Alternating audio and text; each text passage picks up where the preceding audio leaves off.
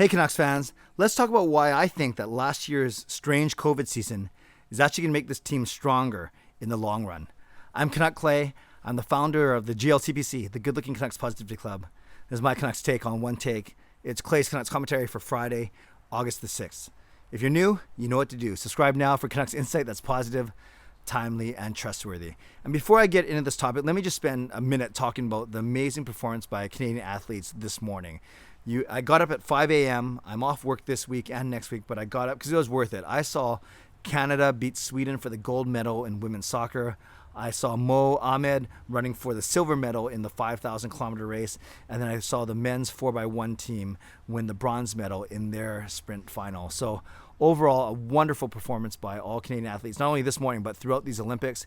If you didn't get a chance to watch things live this morning as they were happening, make sure you check out replays and highlights. It is well worth your time. Okay, let's talk about this topic about what long-term impact last year's strange COVID season is going to have on the Vancouver Canucks. I bring this up because Alex Edler was on Sportsnet 650 about half an hour ago, and of course, as expected, he talked about how much he loved Vancouver, the city, the fans, the coaches, the staff, the teammates, all those things. He talked about how he's never been a free agent and he wanted to try it out, and which made sense. But the one quote that stood out to me when he was talking about the impact that last season had on him leaving, he said this: "I don't think anyone was happy with last year. It was just a weird year too. I didn't have as much fun playing hockey." Now, when you hear Alex Edler say this, and Alex Edler, remember, this is the guy, and I admit I predicted wrong. I thought that he'd retire as a Canuck, whether it was at the end of this season or sign a small contract and then retire 1 or 2 years down the road.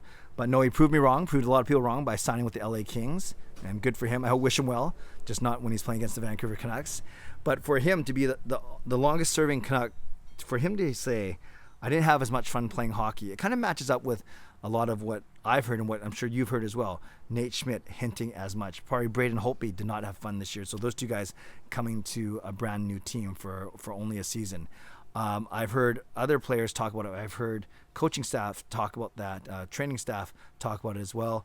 And I think, even JT Miller speaking out in the media when he thought maybe the Canucks didn't have their back when it came to being rushed back to practice and to play in the return from COVID. So for all these things, you knew that it was probably a miserable group to be around last year. It was a miserable place to play. And you just wish that guys like Nate Schmidt and Braden Holtby not only played better on the ice, but part and parcel with that was maybe they didn't have the best experience moving here. How much support did they get moving here? How much could they actually do? They couldn't socialize. They couldn't hang out with their teammates and meet their teammates' families. They couldn't see a lot of the city, the nice restaurants. And when they were on the road with the team, you can only bond so much in a hotel room, quarantining, as opposed to going out golfing, spending sightseeing, spending time with their teammates. So I felt bad for Schmidt and Holtby that way. And I know that veterans of the league, like Edler, when you see that you only have a few more years left and you want your best chance to win a Stanley Cup, if that's indeed what's motivating you, which I'm sure it's motivating most of the guys, you want to go somewhere where you have a chance to do that. You can argue if LA Kings gives Edler a better chance to win a cup than the Vancouver Canucks, or if he was chasing money, or he likes the lifestyle of the West Coast, whatever, it doesn't matter. He made his choice. But I think it wasn't uncommon, his experience of having a miserable year. And it showed. It showed on the guys' faces in their Zoom interviews. It showed when they're on the ice sometimes. And it was just a very disjointed, unprecedented, crazy, very tough season. Now, having said all of that, you know how when you show resiliency, it makes you stronger. When you go through things, what doesn't kill you makes you stronger is kind of like the saying. I think it's the saying or something like that. Or maybe that's a Kelly Clarkson song. Whatever. I look at guys like Elias Pettersson, like Quinn Hughes, like Brock Besser, like Thatcher Demko, like Nils Höglander, like Bo Horvat. So you could argue those are maybe the 6 guys that are the core of our team. Definitely Pettersson, Hughes, Besser, Horvat, and Demko. And then did I say someone else in there? But definitely those guys for sure. And the fact that they went through this experience, Höglander is in there as well. They went through this experience. That's probably the worst it's ever going to get in their career, to be honest with you, barring an injury of some sort. But a worldwide pandemic where you and your teammates are forced to figure it out both off the ice and on the ice in an unprecedented season. No excuses. No one's making excuses for anyone. You play the hands that you're dealt, so to speak, the cards that you're dealt. But with any adversity, you become stronger, you become better, you become more mature, and hopefully, as this team, even though they weren't physically able to be together all the time, hopefully there's going to be an emotional and a mental bond with your teammates, and that's what I'm looking forward to seeing this year.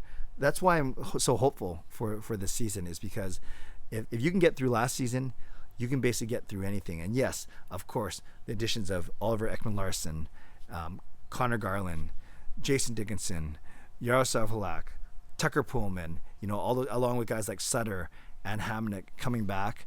There's and then all the depth that we have in the AHL as well. There's going to be a lot of new faces, but that brings a lot of new energy and a lot of guys that did not experience, at least in Vancouver last season. So I see that. I see the infusion of new blood, and I see, more importantly, the whole point of this vlog is the strength and the confidence and the overall, intestinal fortitude, as they say, that I think that Pettersson has, that Hughes has, that Demko has, that Besser has, that certainly our captain Bo Horvat has, and many others.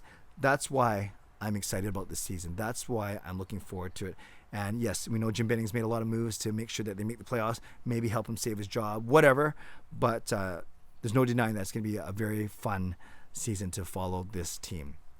So Canucks fans, let me know what you think. Whether it's you want to talk about the departure of Alex Edler, or whether you want to talk about the weird departure of Nate Schmidt, his trade, or whether you think this infusion of new blood is going to help us and give us new energy, or if you agree or disagree with my sentiment that last year's experience will make our team stronger in the long run because of the young players that are expected to lead our team for the next 3 to 5 to 7 years, because they went through it and hopefully they come out stronger because of it. Would love to know your thoughts, or am I kind of waxing too philosophical and idealistic here? Let me know and be honest with me. Come back at me. I'm a man. I'm a 47-year-old man. I can take it. But let me know. Leave a comment below. I'd love to read, react, and reply as always. Shout out to my Hall of Fame members: Jens95, simalexander, Justin Credible, nucksfan number 29, Lucas Gates, Chris Seifried, Adam Broomfield, Shea Family Channel, Shannon Hollingworth, and Andrew Chang. Thanks for your support as always, and thanks to the support of all members of all levels. You are listed in my video descriptions on the YouTube channel. If you want to become a member of this CCC crew, press the join button underneath this or any of my videos, or on the memberships tab on my YouTube channel. So let me know what you think about last season. Have you, as a fan, put it behind you? Are you ready to put it behind you? Are you still hung up on it? And what effect do you think, if any, last year's experience will have on our club going forward, especially on our new guys? Stay safe. Subscribe if you'd like to. Like this video if you'd like to become a member of this channel, if you'd like to. Stay safe, stay healthy, take care of yourselves, and take care of each other. Have a great day. God bless, and go Canucks go.